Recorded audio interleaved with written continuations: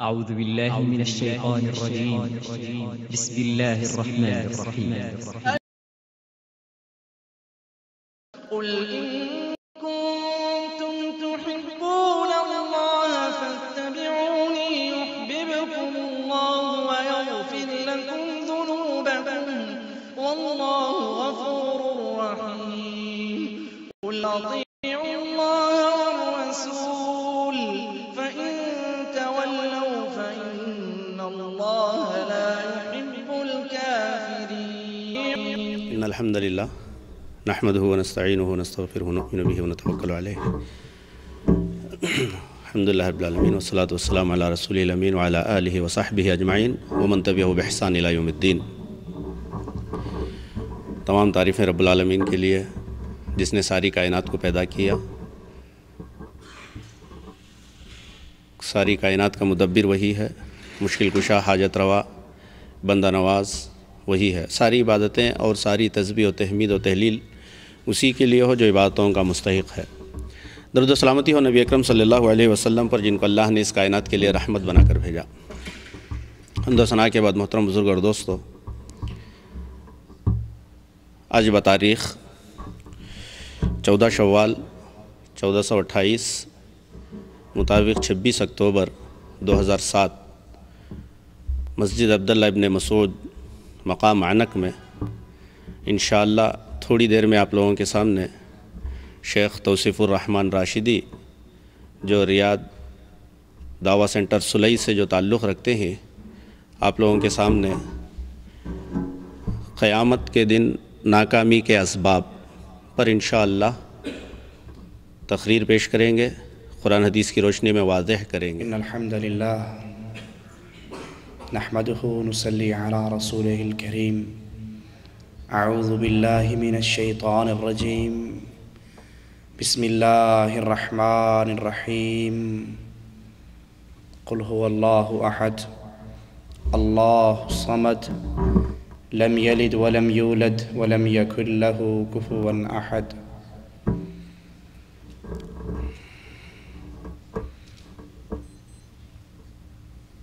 انسان کتنی ہی لمبی عمر پالے،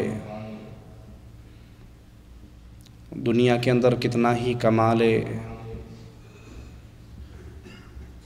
دنیا کی آسائشوں کے سامان کتنے ہی زیادہ سمیٹ لے، بالآخر اس نے مرنا ہے. بالآخر یہ دنیا چھوڑنی ہے، اس جہان سے اگلے جہان میں منتقل ہونا ہے. کہ کتنی نعمتوں میں زندگی کے شب و روز گزار رہا ہو، موت کی سختی نے اس پہ ضرور آنا ہے.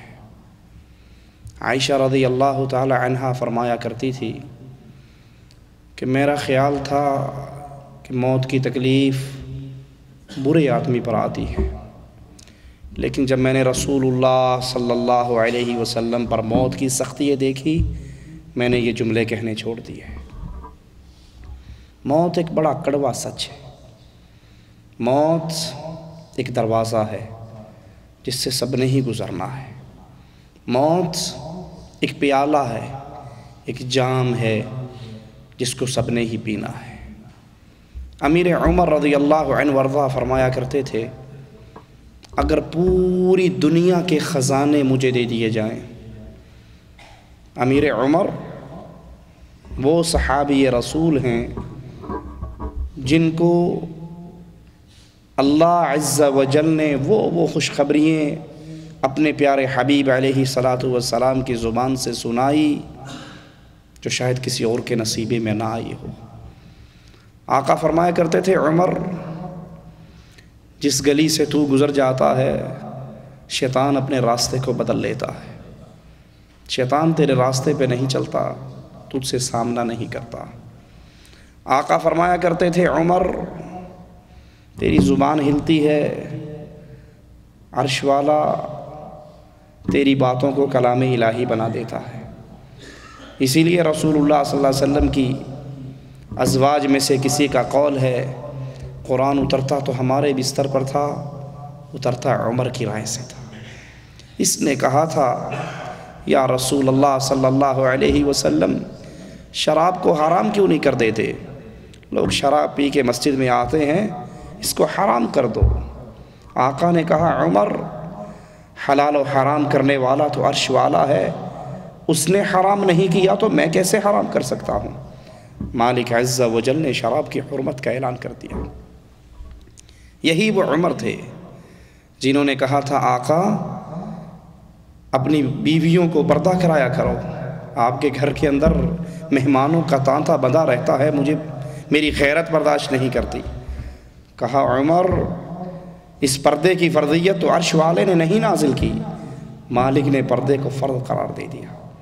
اسی عمر نے کہا تھا رضی اللہ عنہ و ارضا، یا رسول اللہ صلی اللہ علیہ وسلم مقام ابراہیم پر 2 رکعتیں پڑھنے کو جی چاہتا ہے، عرش والے نے حکم نازل کر دیا مقام ابراہیم پہ 2 رکعتیں ادا کیا کرو۔ اسی عمر نے کہا تھا یا رسول اللہ صلی اللہ علیہ وسلم یہ بدر کے قیدیوں کو بانٹ دو، میرا ماموں مجھے دے دو، میرے عزیز مجھے دے دو، ابو بکر کے رشتہ دار اسے دے دو، عثمان کے رشتہ دار اسے دے دو، ان کی گردنیں کاٹ کے ہم اعلان کر دیں کہ آج یوم الفرقان ہے۔ اللہ کے نبی نے بات نہ مانی، باقی صحابہ کا مشورہ مانا، جو مشورہ عمر نے دیا تھا وہی عرش والے کی مرضی تھی۔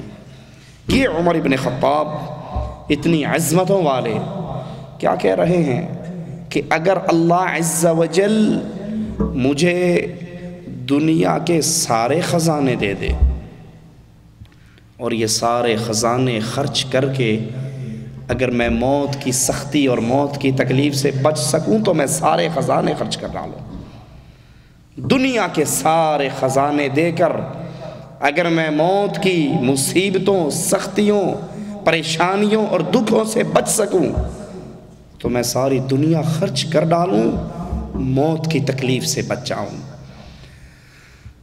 سردیوں کے اندر ہیٹروں میں رہنے والوں، گرمی کے موسم میں اے سی کے مزے لینے والوں، تکلیف کے وقت دنیا کی مختلف نعمتوں سے اپنی اس 6 فٹ کے جسم کو آرام پہنچانے والوں، اس جسم پر ایک بہت بڑی سختی آنے والی ہے اور وہ سختی موت کی سختی ہے۔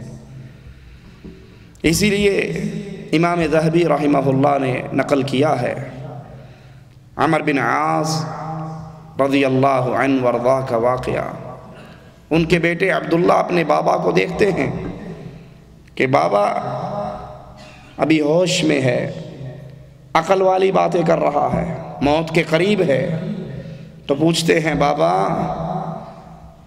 اس موت کے موقع پر کیا محسوس کر رہے ہو؟ اس موت کی سختیوں کو کیسا پا رہے ہو؟ حضرت عمر کہتے ہیں بیٹا یہ صحابی رسول ہے، میں اور آپ جن کی زندگی گناہوں میں ڈوبی ہوئی ہے ان کا کیا حال ہوگا؟ یہ شاگرد رسول ہے، یہ وہ ہے جس کے بارے میں اعلان ہو چکا ہے، جس نے مجھے حالت ایمان میں دیکھا اس پہ اللہ کی جنت واجب ہو چکی ہے، یہ وہ ہے جس کے لیے اعلان ہو گیا رضی اللہ عنہم ورضوا عنہ، میں ان سے راضی اور یہ مجھ سے راضی۔ کہتے ہیں عبداللہ میرے بیٹے موت کی سختیوں کی بات پوچھتا ہے، مجھے یوں لگتا ہے کہ میرے سر کے اوپر بہت بڑا پہاڑی سلسلہ، سارے پہاڑ میرے سر پہ لاد دیے گئے ہیں، میرا پیٹ کانٹوں سے بھرا ہوا ہے،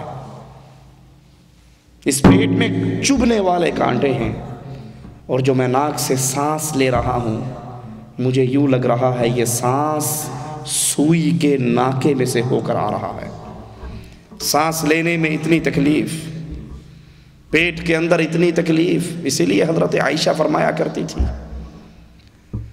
جب روح نکلتی ہے انسان کی یہ کیفیت بن جاتی ہے، ململ کے دوپٹے کو، باریک کپڑے کو کانٹوں والی جھاڑیوں پہ ڈال دو کہ ہر کانٹا اپنی جگہ بنا لے، پھر اس کے ایک کنارے کو پکڑ کے کھینچو، یہ کانٹوں کی جھاڑیوں پہ پڑا ہوا کپڑا تار تار ہو جائے گا۔ جب روح نکلتی ہے